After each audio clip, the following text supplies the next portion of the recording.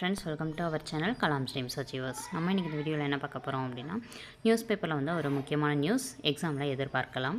Guyana Dominica நாடுகளின் உயரிய விருதுகளை பெற்றார் மோடி அவர்கள் அப்படின்னு சொல்லி கொடுத்துருப்பாங்க.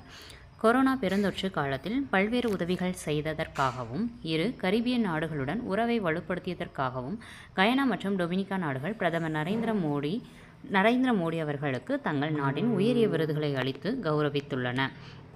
பிரதமர் நரேந்திர மோடி அவர்கள் 3 நாடுகளுக்கு அரசு முறை பயணம் மேற்கொண்டுள்ளார். மேற்கு ஆப்பிரிக்க நாடான நைஜீரியா மற்றும் தென் அமெரிக்க நாடான பிரேசில் பயணங்களை முடித்துக்கொண்டு தென் அமெரிக்காவில் உள்ள கயானா சென்றுள்ளார். அந்நாட்டு அதிபர் இர்பான் அலியை நேற்று சந்தித்து பேசினார். இர்பான் அலியை நேற்று சந்தித்து பேசியிருக்காங்க.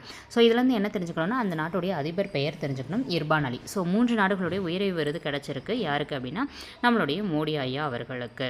இந்த வீடியோ பிடிச்சிருந்தா லைக் பண்ணிட்டு தொடர்ந்து ஃபாலோ பண்ணுங்கள். தேங்க்யூ.